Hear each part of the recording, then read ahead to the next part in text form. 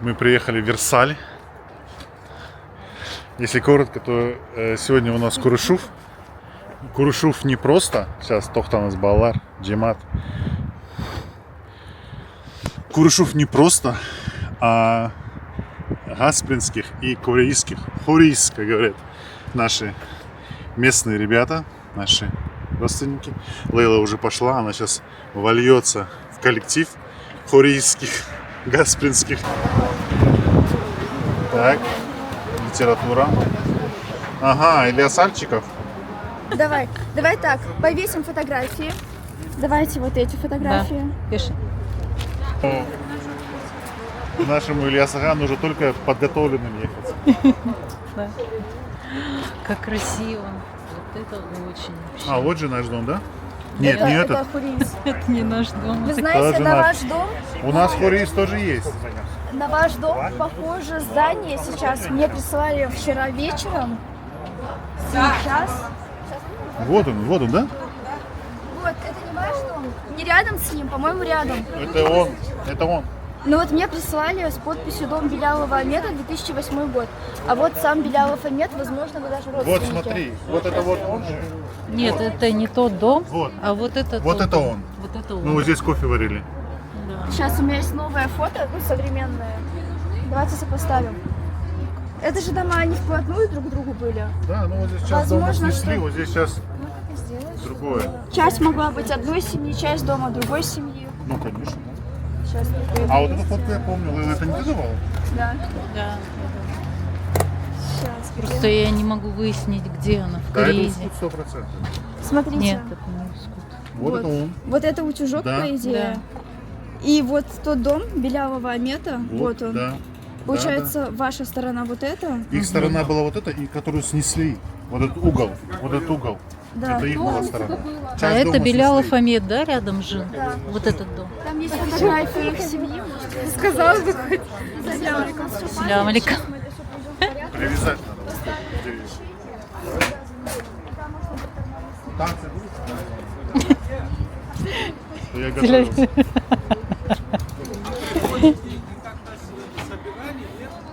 При выходе будем. Что мы бег? Карман. Может, стул сзади поставим? Что да? Незаметно. Стул? Да. А вот этот на моего деда на Ипсилта похож чуть-чуть. Только Да. чуть полноватенький. Такое качество фотки классное. Ну, это Да, оригинал. это профессионал. Это оригинал. Оригинал. Да. Я знаю, что Улькер собирала скан копии. Ну, сканы видно, Возможно, она где-то напечатанные печатала. видно. А, ну да, кстати, можно.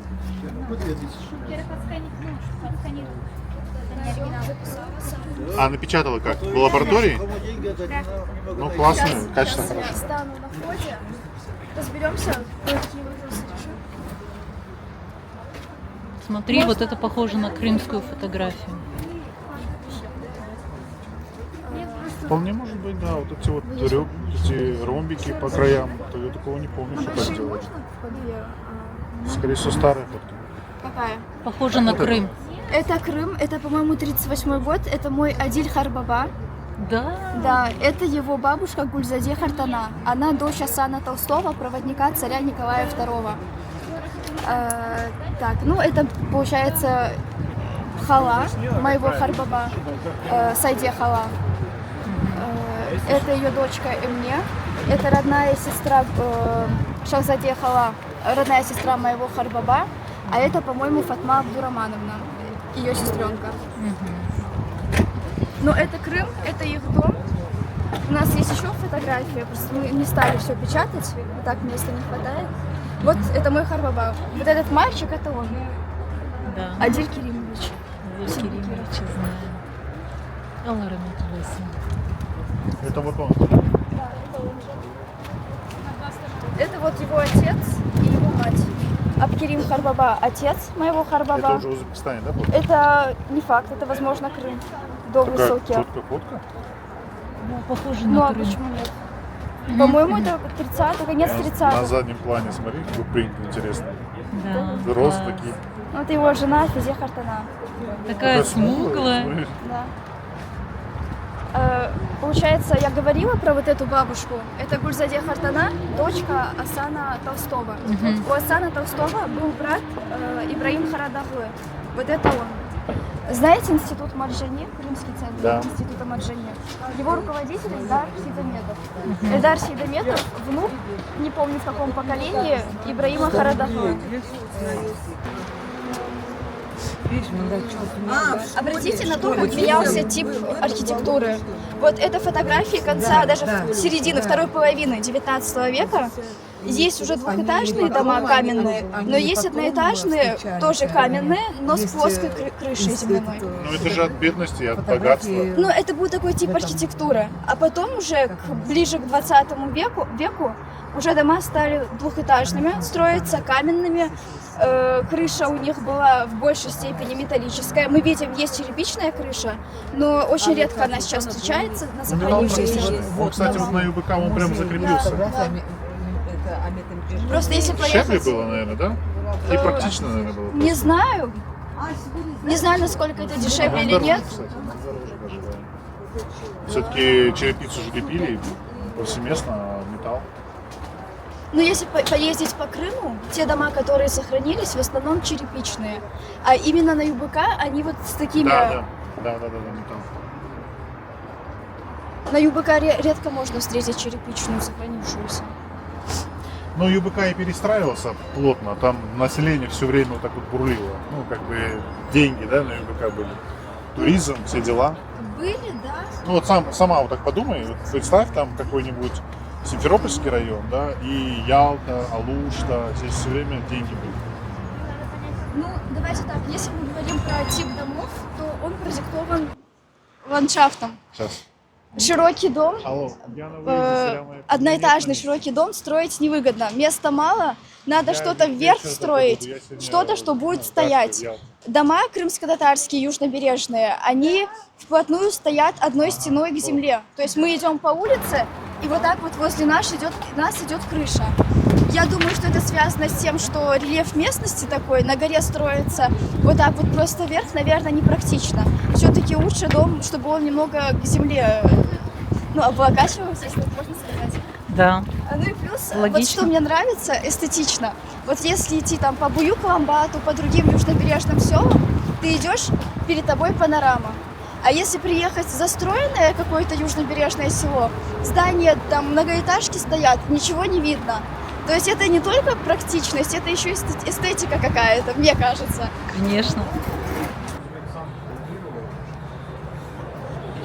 Салям алейкум. Это плов сегодня, этот, гаспринский, да? Корейский. Корейский.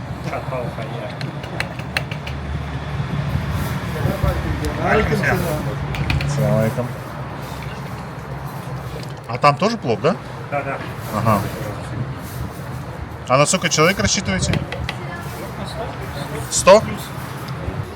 Народ собирается. Так, здесь что-то наливают. Хави барум здесь? Салям алейкум. Да, а пятый кто? А кто пятый? Я пятый. А, вы, да? Рецептуру соблюдайте. Сначала кофе. Так, это твоя вот эта? Это моя, да. А это вот, Для Веры меня зовут. да, для Веры. Саунс. Для Веры? Да. Вы тоже с Корейза? Или Конечно. Да? Конечно. Молодцы. Да.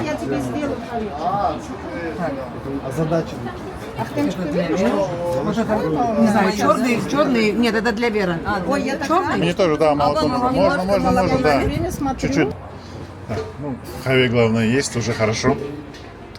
У нас все с собой, так что мы, наверное, тоже бархавичек мы сделаем. Хуризде. Ох, ребятки, сегодня такая погода. Вообще, по всем прогнозам должен был быть дождь. Но я всегда знаю, что вот Гаспи, Ялта, здесь всегда вот такая солнечная погода. Поэтому обязательно сейчас найдем место. Да его здесь искать не надо, можно вот просто на обочине сесть. Вот смотрите, просто вот на обочине, вот видите, среди сосен сесть и сварить один один мощный хайве сварить. В память наших старших, в память наших ушедших, не вернувшихся. Поэтому такая инициатива, это, конечно, супер вещь. Обязательно ездите на Курушевы, встречайтесь. Это нужно не только с взрослым, а и молодым тоже. Что, поехали дальше.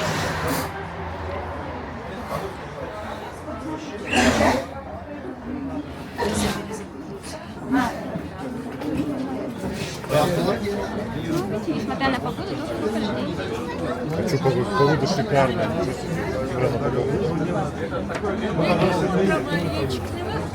Selam aleyküm.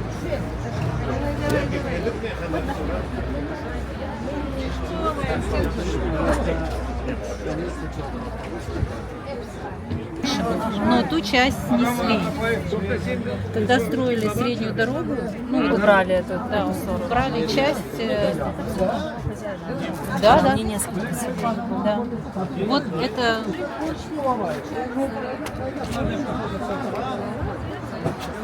Четыре сестры. Еще два брата. Вот картонам, все картонам Куризли. Это он же ваш Карбабай тоже украл,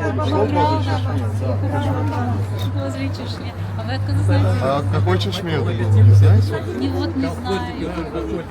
Просто я в скором времени планирую делать экскурсию по Куризу, Гаспину, истории. Хочу бы пособирать истории семей. Вот это мои. Это вот, получается, мама моего Харбабы. Ну, мой Харбаба, его отец из Айвасыла, Адаманов Амед, а мать Арзы Куку, она из Куризы. Ее отец Мустафа Куку из Куризы, а мать, она из окрестностей Байдарской долины. Они после войны сюда переехали, Крымской войны, и она уже, скорее всего, здесь родилась. Это ее, получается, племянник сына Мирусина, Куку. Халид — это друг дедушки Ульке. Вот. Это вот в кепке это Куку Мемед, самый младший из братьев. Он погиб на войне, у него была жена, но детей не успел оставить. Это мой Харбаба Вайвасилий, так как они пешком ходили туда-сюда. Вот это он здесь, потому что отец Айвасильский и две его тезе вышли замуж именно туда, в Айвасиль. Это 41-й. До войны, 10 дней до войны осталось. Это Куку Ибраим, кто-то из родственников, первый председатель сельсовета в Куризе. Тогда было модно эти Да. кавказские Это костюмы. Куку, Как сейчас прям, слушай, да. Кавказ. Куку Арзе в 19 лет. Вот. Это вот она, да? Да. Это, получается, ее сын, мой Харбаба, а это Суваде Тизе, старшая Её сестра. сестра. Да. Это Суваде Тизе с мужем, он из Айвасыла, я не помню фамилию его. Это Куку Арзе, Куку Амед, старший брат, и Касымова Зельха, это по ее матери, по той ахьярской линии родственница, двоюродная сестра. Это какие-то родственники, либо же друзья. Эдие написано, это в Куризе сделано, в 40-м году. 40-й? Да, но я даже не знаю, кто эти люди. Это Суваде Тизе и Куко Эмирасан. Это двоюродный брат Харбабы. Это Куко Амед, тоже старший брат Арзафартана. Вот тут же этот Куко Амед, вот здесь вот он. А это мой Кемал Харбаба и его двоюродный брат Хайри Эмджи. Сын этого Амеда. А почему Куку есть известно? Ну, есть семейное предание, то что один из предков по имени Мустафа, где-то это 14-15 века, то есть очень давно, он был каменщиком по профессии из Куриза здесь. И потом он надолго отправился на заработки, куда-то неизвестно куда. И долго он отсутствовал, и когда возвращался, его нашли в одной из кофеин в Куризе и спросили, где он был. И одна сторона родственников говорит, что он пытался вспомнить название этого места, как-то Куку, и его так прозвали. А мой Харбаба говорил то, что он решил ничего им не отвечать и просто сказал Куку. И так и закрепился, Куку Мустафа. Окей. Вот такие вот, да? Интересно, а куда он на заработки ездил? Вот это неизвестно. Тут-то благоприятное Но время, мой 15 бабашка- век, куда он подался? Бабашка говорит, типа, вот в Румынии где-то есть города Куку, еще как-то, может быть туда, я не знаю. Куршовицы, короче. Да, Классно. вот. Класс.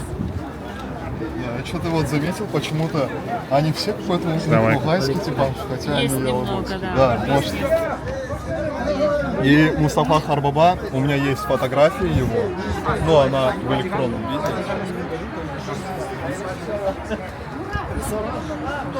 А, да? Да, в центре. Есть вот. А вот Быкона. Вот она, Газпро.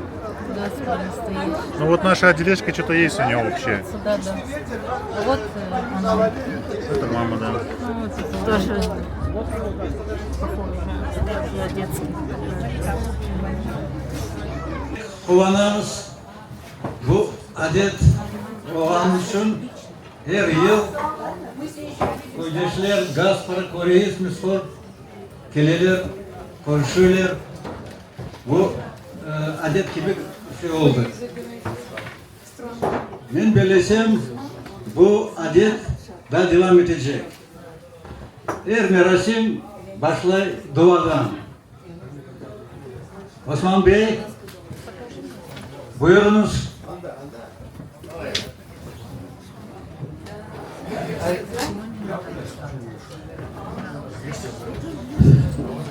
أعوذ بالله من الشيطان الرجيم بسم الله الرحمن الرحيم الحمد لله رب العالمين الصلاة والسلام على رسولنا محمد وعلى آله وصحبه أجمعين السلام عليكم ورحمة الله وبركاته.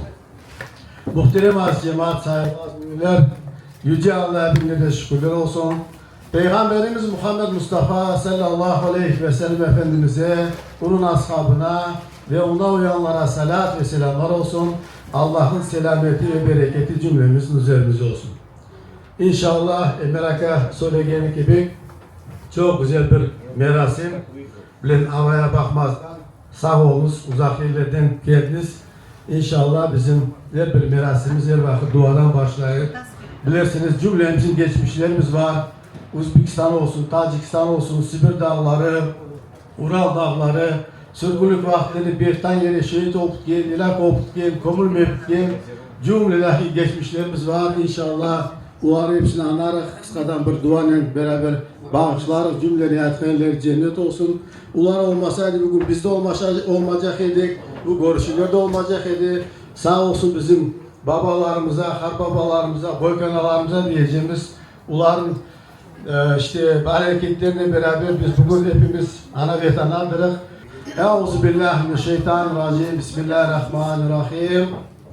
Elhamdülillahi Rabbil alemin. Rahmanirrahim. Maliki yevmiddin. İyyâke na'budu ve iyyâke nesta'in. İhdina sıratal müstakim. Sıratal lezîne en'amte aleyhim. Gayril mağdubi aleyhim veleddâlin. Amin. Saygılı kardeşler, hoş sefa geldiniz. Hepinizi hayırlayın. Bu yıl kısmet oldu gene konuşmaya. Bugün kim toplandı? Milletini sevgen insanlar. Kendi küçük vatanı sevgen adamlar. Özlerini, ecdatlarını hürmet etken ballar, torunlar. Mında hepimiz Uzbekistan'da doğduk, başka cumhuriyetlerine doğduk. Ama balıktan beri bizim yüreklerimize vatan sevgisi vardı. Bu sevgi handan geldi. Evet, analarımızdan, babalarımızdan, harbaba harptanalarımızdan, onların laflarından, onların sohbetlerinden yazık evet, herkesin kısmet olmadı vatanımıza göçmeye, ama biz yanı nesiller mında milletimiz artar, ballar doğay ve elbette geleceğimiz yaxşı parlak olacak. Pek kullandırı Yaşlar çok. Bana koruyorsunuz foto sergiler hazırladılar. Kitaplar sattılar. Gazetler verili. Adamlar çalışıyor, millet yaşay. Bu bizim gençlerimiz zaten bizim koydaşlar konuşup gelmediler. Her yıl Kırım'a çeşit türlü köylerde, yerlerde böyle toplaşmalar geçirili. Bu ballar koydan yürüyorlar. Çünkü çok merakları var. Onların yüreklerine büyük vatan sevgisi var. Привезли фотографии своих родителей, своих дедушек с бабушкой, с гордостью о них рассказывают, повествуют. Вот задача народа не дать фотографиям остаться безмолвными. То есть старшее поколение знает, там дети могут кого-то знать, кого-то не знать, внуки уже не знают. Это неправильно. У каждого в семье должен быть бабушкин альбом. То есть взять на себя эту миссию, фотографии сейчас размножить, проблем абсолютно никаких нет. Подписать, и чтобы дети знали, они интересовались своей генеалогией. Не будут знать генеалогию, это не будет положительно влиять как на их развитие, так и народа в целом. Потому что, мы знаем, есть и русская пословица «Иван, не помнящий своего родства», и у степных крымских татар «Ит анасыны танымай». Вот все это в совокупности сопоставьте, и чтобы у нас в семьях такого не происходило. Буквально неделю назад мне пришлось выступать на международной научной конференции. Организовал это Институт истории Академии наук Татарстана. Приехала оттуда большая группа ученых, здесь крымских и крымско-татарских. Мне пришлось озвучить доклад как раз таки «Жизнь в Узбекистане», что это незабываемая страница в нашем народе. Вот мы все там родились, мы там получили образование, начали трудовую деятельность. В течение 30 лет наше поколение уйдет. И уже молодежи, которая родилась здесь, некому будет рассказать и рассказать правду. А есть очень о многом можно повествовать. И направление это крымско-татарские кладбища. Вот блогеры у нас сегодня тоже, Мызмызлат, сидят в гостях, поехали в Беговат, показали на видео Беговатское кладбище, и сколько откликов, и в социальных там сетях было это, и здесь уже подходили, интересовались. Могилы предков всем дороги, но надо знать, они тоже не вечные. По законодательству там 50 лет, сколько они там сохранность гарантируется, а если нет ухода, их могут просто убрать и на их место перезахоранивать уже. И мы знаем, что в том же Беговате в 40-х годах, которое кладбище было за Южно-Голодно-Степским каналом, его уже в 70-х годах не было. То, что на 81-м, 61-м квартале кладбище было в 40-х годах, там должны были застраивать, предложили забрать кости, перезахоронить, а там застроено было домами. Вот знаете, в Узбекистане кладбище не вечное. И задача поехать туда, вот это фиксировать. Во-первых, это архитектурный вид нашей материальной культуры. Это интереснейшие эпитафии. На наших надмогильных камнях места рождений зафиксированы. Можем по местности ориентироваться, с какой деревни какое количество было депортировано. Мы можем по кладбищам и проследить продолжительность жизни. То есть огромный пласт для исследований. Следующее направление это крымско-татарские дома, по которые были построены руками наших отцов и дедов. Мы не задумывались, мы их продавали и ехали. И вот сколько бы я ни спрашивал, у тебя есть фотография узбекистанского домовладения? 90% говорят нет. В 90-м году мы переехали, не сфотографировал, и только в 2007, через 17 лет, я уже поехал и зашел, и сфотографировал, когда сам созрел. И эту работу также необходимо проводить. У нас очень большой объем для исследований, и вот последнее было направление – это реабилитация участников национального движения крымских татар не в общем как народа, а персонально по уголовным делам. 2 месяца назад я отправил в Верховный суд Узбекистана и в Генпрокуратуру письма, как сын, с просьбой реабилитировать своего отца, репрессированного в 1966 году. Вот жду ответа.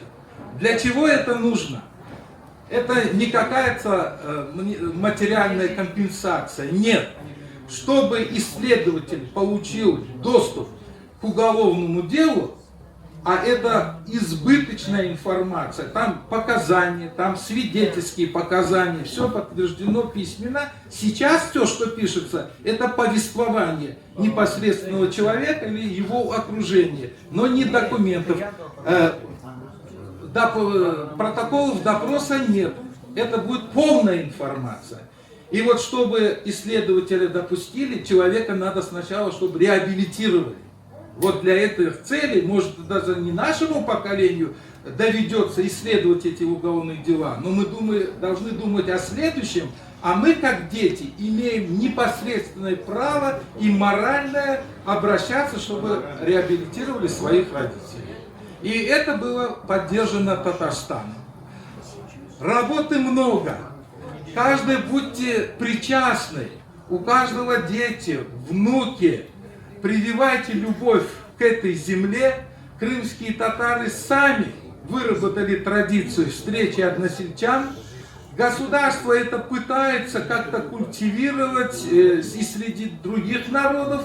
Не буду говорить, получается или нет, но у крымских татар это получается, и это было еще в начале 1990-х годов выработано. И самое радует, что молодежь стремится к этому, она это воспринимает. И мы знаем, вот в Ур-Уста там Хатидже Кандым переняла информацию, молодая девушка. Ряд других населенных пунктов тоже молодежь проводит. Ну и мы вот, хоть у нас и опыт работы в национальном движении, надо было вырасти улькер, чтобы она это организовывала. Çok sağ olun.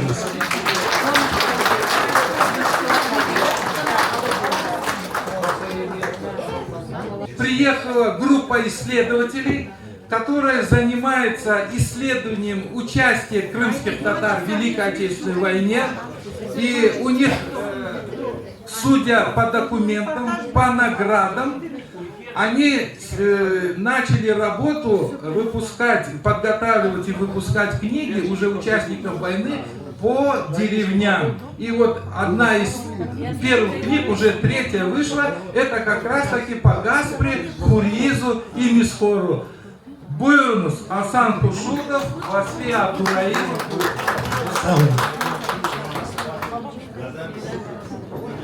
Одна из трагических страниц истории крымско-татарской нации — это, конечно же, Великая Отечественная война и последующее после этого преступление геноцида, репрессии, связанные с выселением, тотальным выселением нации из Крыма. Вот. Лживым аргументом для того, чтобы совершить это преступление для сталинского режима, было якобы тотальное предательство крымских татар в Великой Отечественной войне. И эта линия длилась буквально до начала 90-х годов, пока не были приняты знаменитые решения. Декларация о признании преступными и незаконными репрессивные акты и так далее. Но вопрос об участии крымских татар в Великой Отечественной войне до сих пор вызывает определенные споры.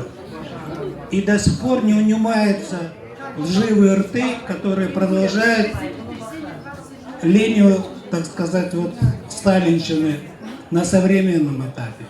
Поэтому, когда вскрылись архивы о Великой Отечественной войне, когда они стали доступны, тогда это было в 2014 году.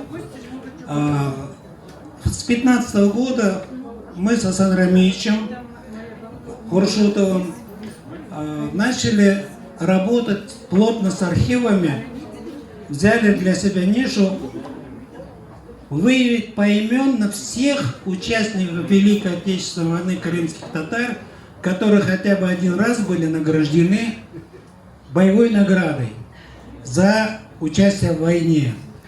С этих пор прошло уже, слава богу, более 10 лет. Вышло 13 томов книг с фамилиями наших соотечественников. И на сегодняшний день эта работа уже близится к завершению, готовится последний 14-й том, и будет завершающая книга, куда будут включены все в алфавитном порядке участники Великой Отечественной войны крымские татары, награжденные за свои ратные подвиги медалями и орденами. Хочу сказать, что на сегодняшний день архивно установлено более 5400 имен крымских татар, которые были награждены за участие в войне. А в свое время наше участие в войне, первая цифра, была озвучена Лаврентием Берией, который сказал, что 20 тысяч крымских татар было призваны из Крыма, и все они дезертировали. Так вот, вот эта работа разбивает вот те лживые мифы, на базе которого формировалось будущее преступление против крымских татар. И поэтому очень важно именно на основе архивных документов установить истину. Вот в плане награжденных это уже работа проведена. Очень много споров по количеству участников Великой Отечественной войны. Но уже можно делать определенные выводы. Вот, порядка 6 тысяч крымских татар были награждены за участие в Великой войне. И согласно статистике Академии наук СССР и Российской Федерации, процент награжденных от участников войны составляет в целом по стране более 30%. Но мы сделали выборку по репрессированным народам и по тюркским народам. Эта цифра падает до 15%. Исходя вот из этих даже данных, уже можно говорить, что порядка, более 50 тысяч крымских татар с оружием в руках защищали эту страну, но прежде всего свою родину, свой Крым. Поэтому очень важно, мы решили уже установить общую численность крымских татар, участников войны, базируясь на той работе, которую проводили до нас наши отцы и дедушки. Это в процессе самопереписи нации в 70-х годах прошлого века по 20 с лишним населенным пунктам крымских татар были составлены поименные списки участников войны. И эти данные уже опубликованы, слава Богу. Базируясь на этих данных, мы начали работать с открывшимися новыми архивами и сверять эти данные по населенным пунктам. И вот результатом этого стал выпуск 3 книг уже по конкретно населенным пунктам всех участников, независимо от того, награжден он или не награжден. И вот за 1,5 года вышло уже 3 книги, о которых более подробно расскажет Асан Рамильевич. За год с небольшим вышли 3 книги. Серия такая «Когда была война». Это строчки из стихотворений Шитмер Эмина, одного из стихотворений. Задумка появилась в ходе работы вот над тем большим материалом, о котором сказал Асфий Иванович. Идея задумки такая. По каждому селению или по группе селений собирать материал обо всех участниках войны, которые будут найдены. Вот. И делать книги. Первая книга, вот Геликой, вышла в прошлом году. Вот она. 211 участников войны. Не считая там расстрельных, прочее. Подпольщиков. Вторая книга Гаспара, 62 имени, вышла в апреле этого года. Третья книга, третья книга Кариз Мисхор, 120 имен. Вот. Это начало серии. Готовится 4-я книга Никита Массандра. Вот. Там 57 имен уже найдены. Это, даст Бог, будет 4-й том. Эти книги вышли, конечно, благодаря тому, что соотечественники откликнулись. Ну, с кем удалось связаться, с кем удалось познакомиться. Люди давали информацию. И вот некоторые из них здесь сидят, я им всем благодарен. Еще раз. Это гаспринцы, корейские, мисхорские наши соотечественники, односельчане. Вот эти книги призваны объединять народ как внутри каждой семьи между поколениями, так и внутри ныне живущих всех наших.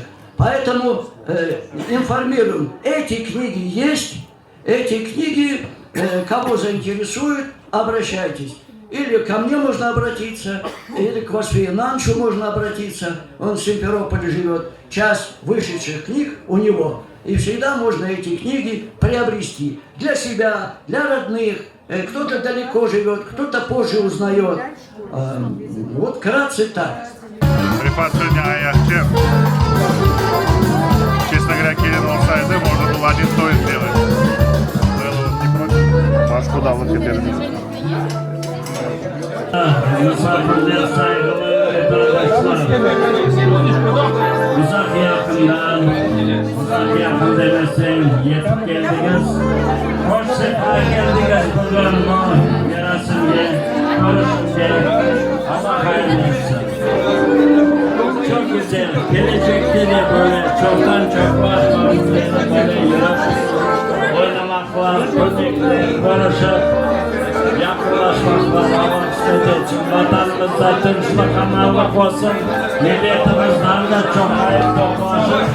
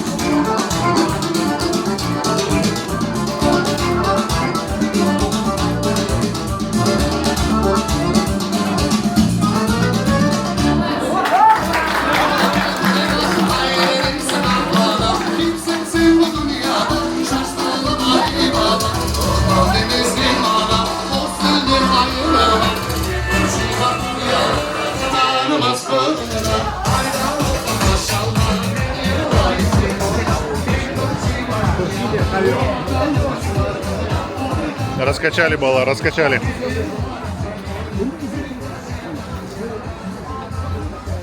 Лейла здесь родственников ищет.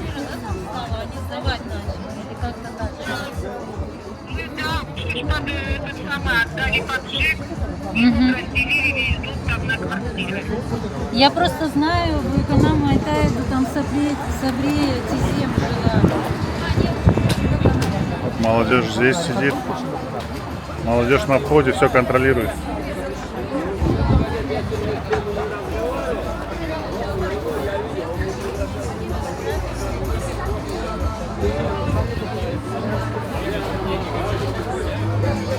Вот этот дедушка на моего похож, на Эпсиута.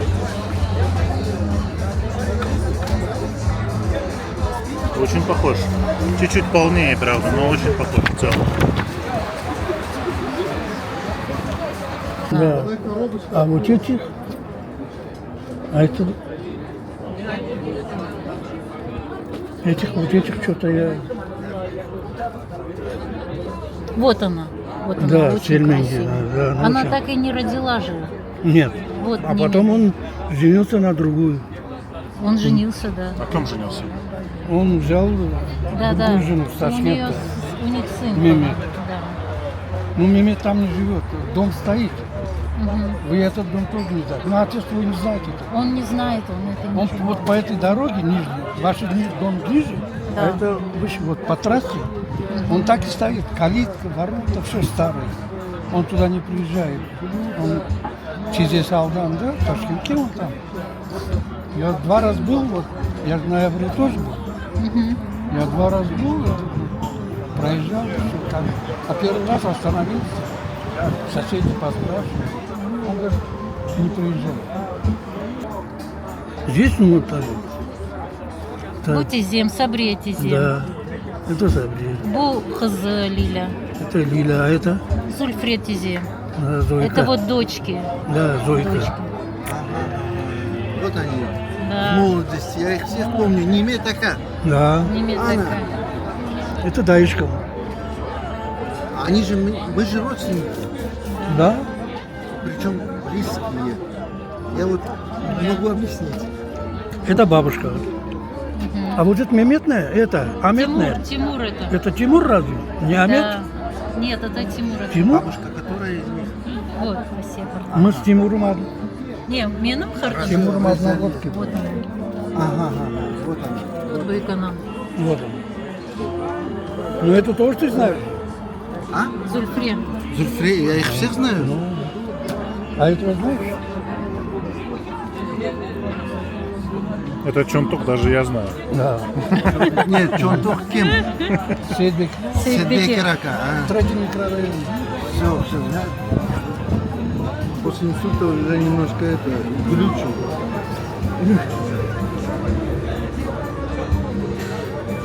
Молодые здесь. Вот этот дом, да? Вот он. Да. Они по половине жили. А кто на второй половине жил? У меня Эмине бабушка была. Фамилия не Белялова? Белялова. Вот. Они ближе сюда, на вторую. Они сюда жили, а это туда. Ну этот дом стоит? Он стоит. А вы Только там вот еще- это переделали вот здесь вот одну или... Да. Там сейчас- А вы не посмотрели там? Или это вы предоставили фотографию? Дом Амета Белялова, да? Где он? Нет, я не предоставлял. Еще до депортации, да, какой-то? Сейчас, да. Да. Вот он, вот получается. Не знаю, это